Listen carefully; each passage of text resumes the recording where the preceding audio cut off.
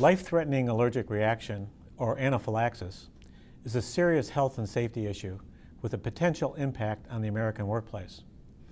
Whether it's caused by a food allergen, insect sting, or an accidental latex exposure, anaphylaxis can be a life-threatening event that requires immediate emergency medical attention.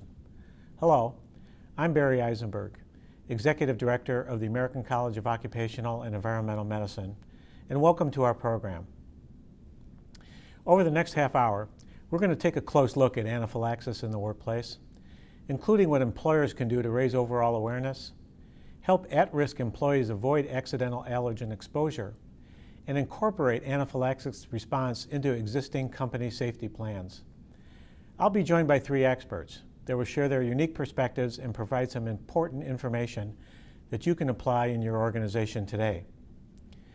For today's program, please email us any questions you have along the way, and we will get back to you with answers from our guests or from the ACOEM team. Our first segment is on creating greater allergy and anaphylaxis awareness among employees and management. Joining me is ACOEM President-elect Ron Loeppke. He also serves as Vice Chairman of U.S. Preventive Medicine.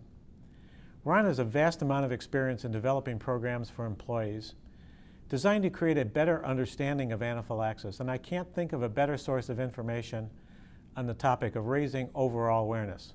Ron, thanks for joining us here at ACOEM today. Welcome. It's great to be here, Barry. Ron, let's get right to the basics. What is anaphylaxis?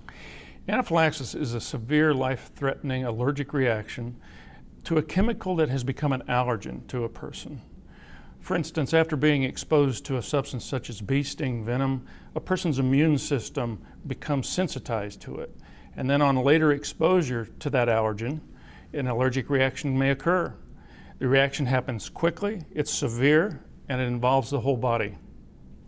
Ron, you mentioned bee stings. What are some of the other common triggers?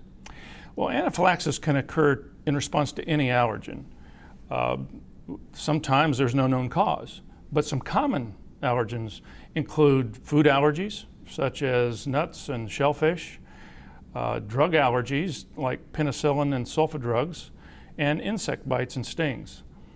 On occasion, pollens and other inhaled allergens can cause anaphylaxis. If someone were exposed, how quickly would the symptoms develop and how would they manifest themselves? Well, the symptoms develop rapidly and may include the following. From respiratory symptoms like coughing, wheezing, tightness of chest, shortness of breath, swelling or tightness of the throat, hoarse voice, nasal congestion, trouble swallowing. Cardiovascular symptoms like weak pulse, dizzy, lightheaded, palpitations, loss of consciousness or shock, and even skin symptoms like rash, hives, itching, red and warm skin changes, gastrointestinal symptoms like nausea and vomiting, cramping, diarrhea, pain, and then other symptoms like even swelling of the tongue. Given that set of symptoms, I'm assuming then that anaphylactic reaction should be considered as an emergency medical situation? Anaphylaxis is an emergency condition and it requires immediate professional medical attention. Administer epinephrine intramuscularly and then call 911 immediately. Epinephrine autoinjectors are considered to be the first line of treatment in the case of anaphylactic reaction. Why should employers be concerned about this? The sheer volume of people at risk for anaphylaxis, which in America, as many as 40 million Americans have the risk of anaphylaxis, means that there are people coming into the workplace every day carrying this risk. So Ron, it sounds like this is all becoming more common in the workplace. That being the case, do you have any general tips for employers? Well, certainly anaphylaxis is no stranger to the workplace. And occupational health and safety departments, individuals at risk, and employers need guidance on managing the risk of anaphylaxis in the workplace. While they also need to be sensitive, though, for privacy. So adults at risk of anaphylaxis need to manage and take responsibility for their own health conditions, including informing their employers of their risks. However, workplaces also need to be accountable and prepare for and be aware of risks and how to respond. Are there things that employees can do to reduce their own risk in the workplace? Well, with the growing number of individuals experiencing allergies, it's imperative for workplaces to incorporate anaphylactic reaction preparedness in their emergency protocols. Ron, given some of those trends, do you have some general tips or advice that would be helpful to employers? Yes.